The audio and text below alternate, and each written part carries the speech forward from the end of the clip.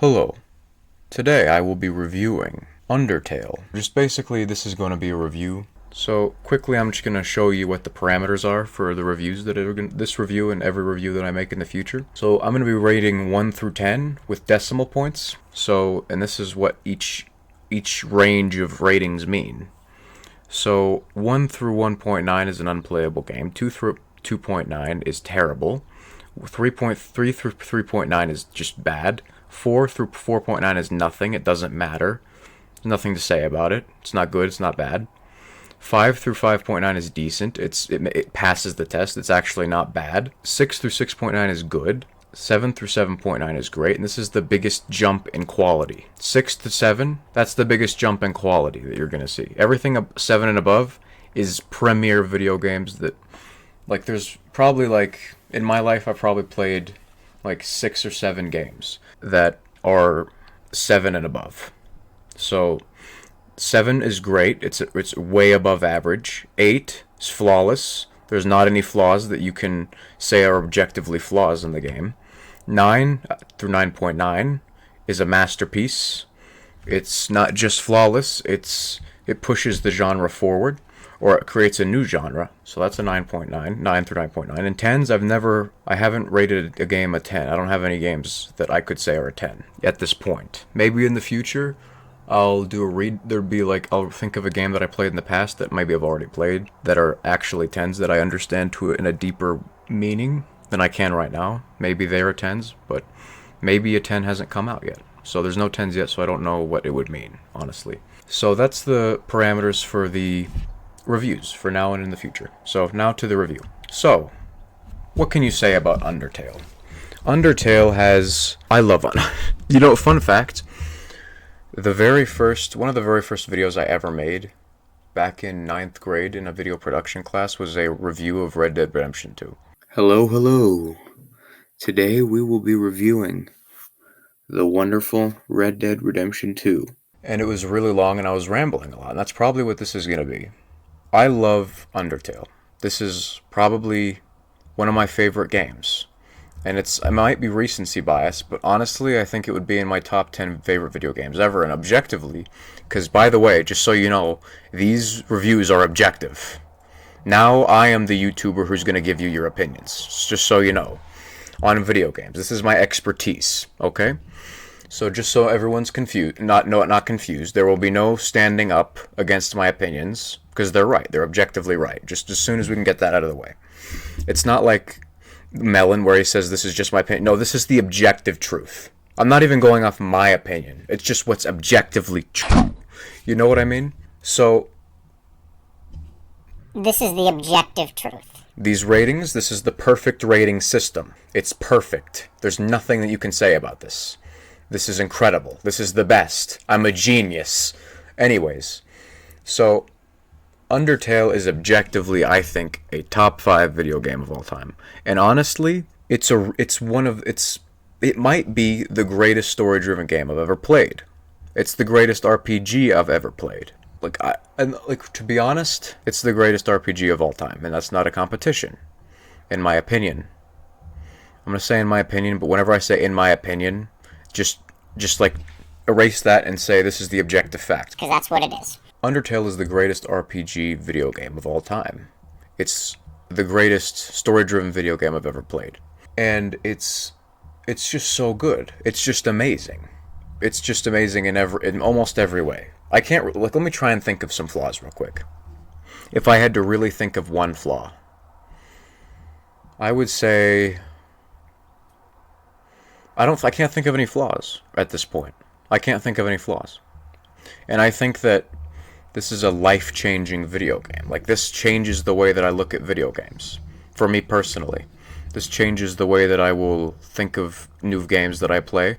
Even though it's so unique, you can't really compare other games to it very easily at all. It's the best RPG of all time. It's the best story-driven game I've ever played, personally. And take this all with a grain of salt, because I still haven't played some games. But I've played a lot of games, and I feel like I can say that this is the greatest RPG I've ever played. It's the best video game for story-driven. It's the best story-driven video game I've ever played.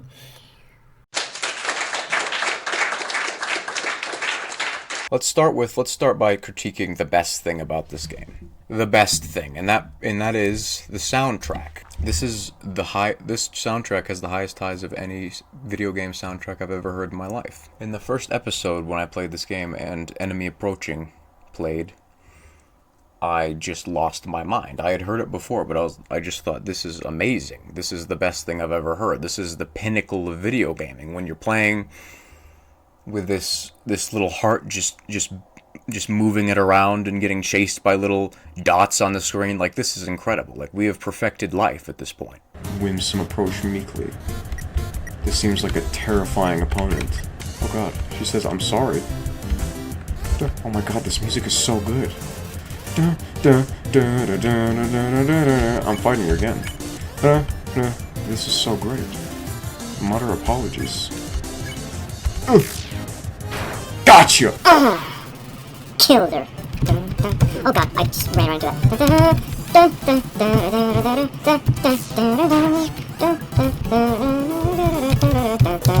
Fuck. This is gonna be the whole playthrough, by the way, just me doing that. I do think the soundtrack is the second greatest soundtrack of all time. It's the second greatest. And it's the greatest RPG of all time. Why my dementia hasn't affected me as a person. By me. And it's the greatest story-driven game that I've... Listen, let me put it this way. When I say it's the greatest RPG of all time, I've played most of the games that people consider to be the greatest RPGs of all time. And this one's better than all of those. So that's why I think it's the greatest RPG of all time. And the soundtrack, like, these highs are so high. Like, I'm comparing it to another soundtrack of a video game, and that's just so different. But I ultimately think that other soundtrack beats it out by just an inch. You know, by the smallest of margins. And this soundtrack it elevates the video game so high. It elevates it to such a high level, it wouldn't even be a quarter of the video game that it is without the soundtrack that it has. That's the soundtrack. That's all I have to say about the soundtrack. Standout tracks for me would be Death by Glamour.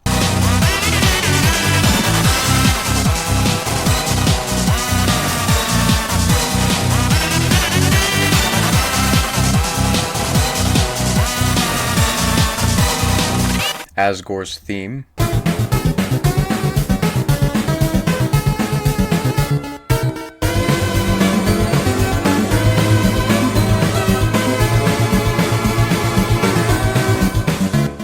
Once Upon a Time.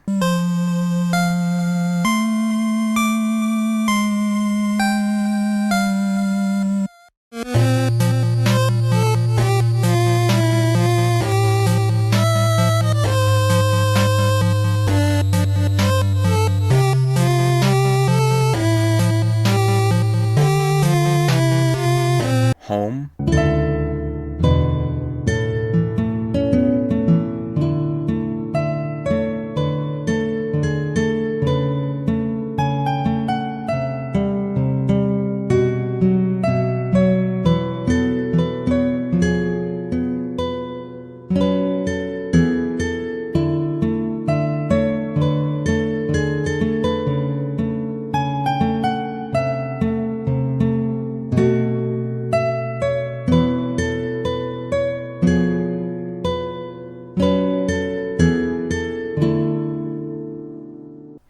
And Enemy Approaching.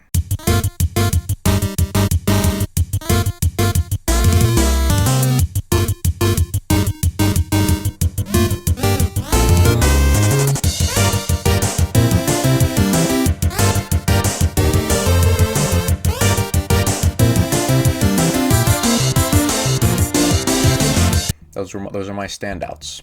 Those are my 5 standouts. So next up, we're going to go over the gameplay. The gameplay in this game is also what I would consider perfect in pretty much every single possible way. It makes, it's the only game that I've ever played where even if I'm getting my ass kicked for a long time, I'm still having fun. Even if it sounds like I'm not, I'm actually having fun. Because, like, every little breadcrumb that you get, or if you do anything good, it feels so good to do that in this game. The little bullseye thing that you have to do, where the line rushes across the screen and you have to hit it in the middle, that seemed really simple at first, but it's really a good mechanic it really goes well with, what am I trying to say? Like hitting a bullseye, trying to do that, and then trying to dodge whatever attack the enemy is putting towards you. And all of those attacks are completely, they feel completely unique to each character, each enemy, and it makes it a different experience every time. Every different fight seems like a different experience, even though it's the same system that seems really vanilla and standard in the beginning, but it just, sometimes being normal and simple is the best possible thing. If you can design fights to be different and interesting, and that will help you reach the highest heights in video game design for combat. And this game does that perfectly, in my opinion. So, next up, the visuals in this game are really awesome. It's got a great color palette.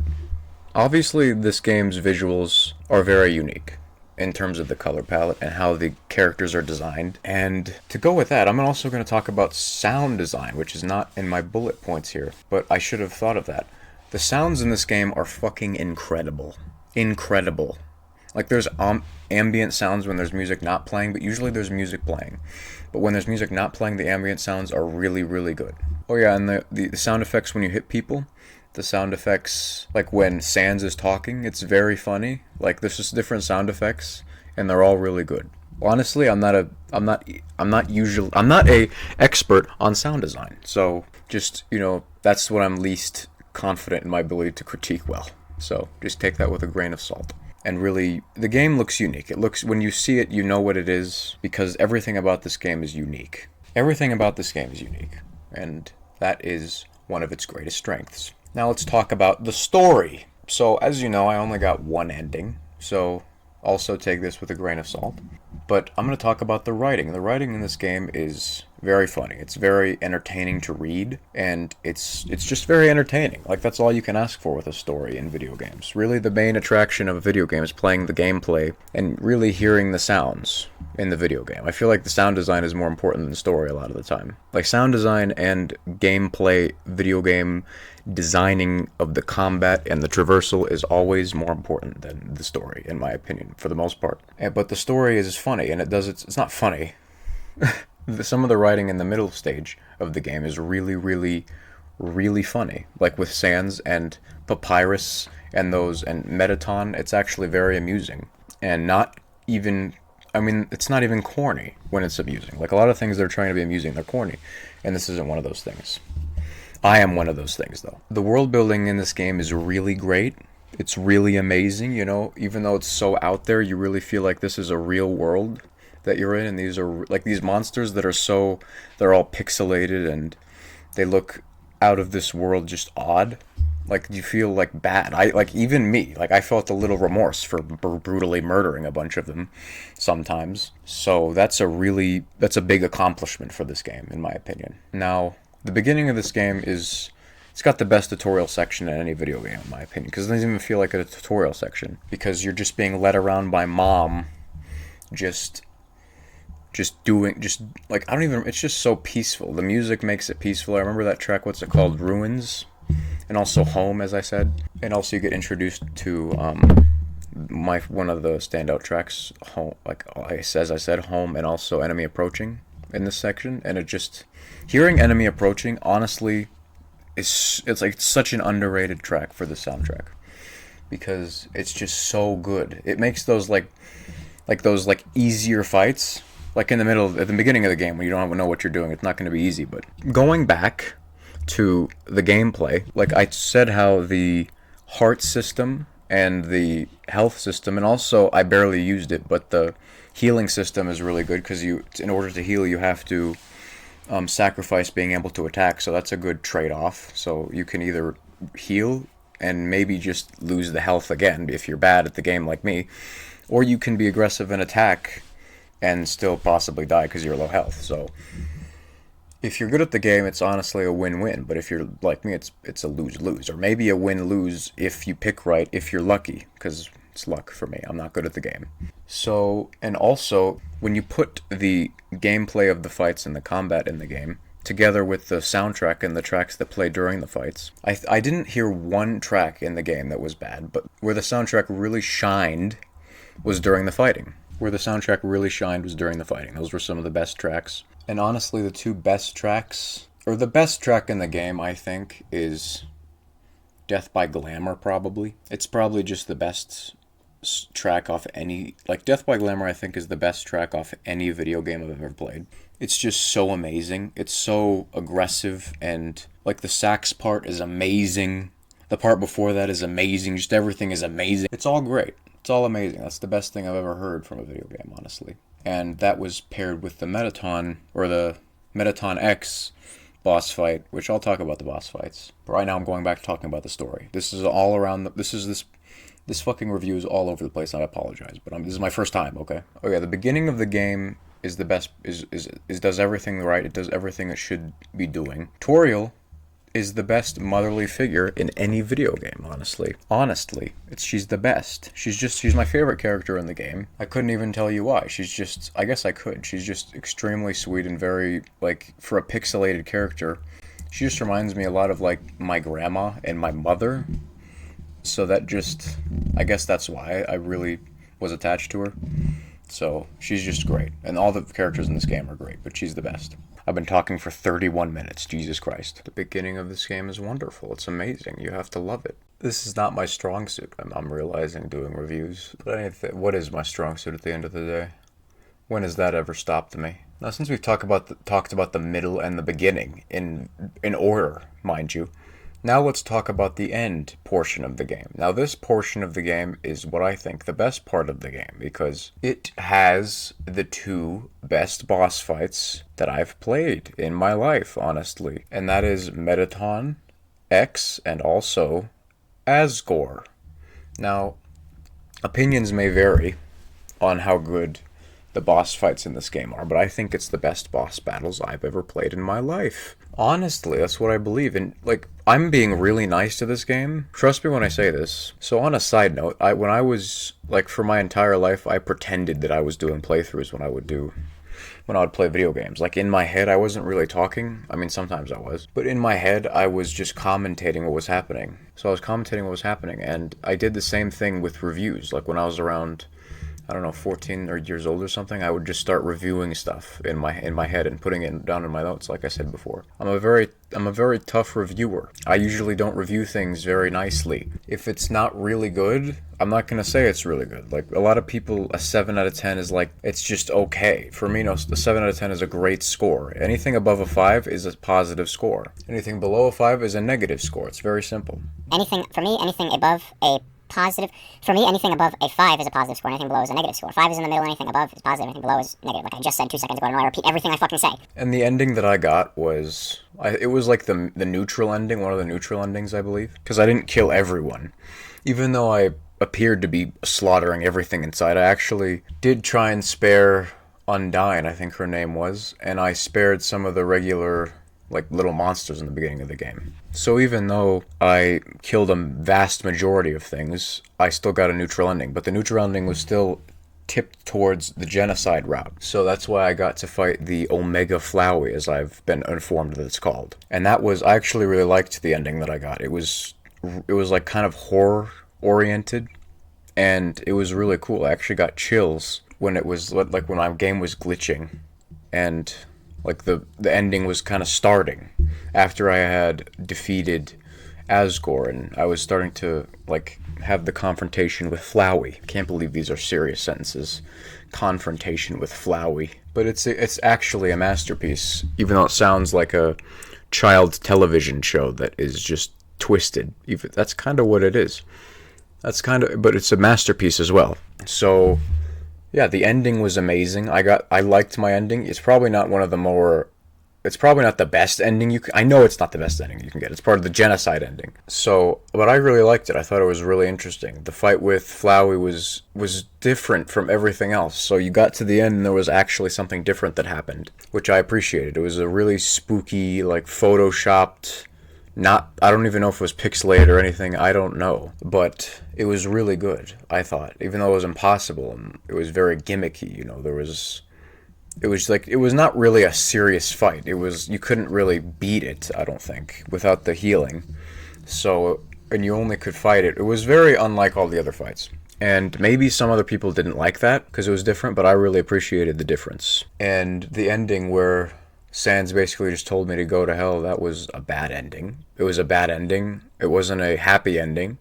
But that was the game, and that's what I did. I did kill his brother, so it's realistic to what would happen in real life. I really think this game is really, really amazing. And I know this is my first review, so this just seems like I'm just such a nice reviewer, but this is really a rarity for me.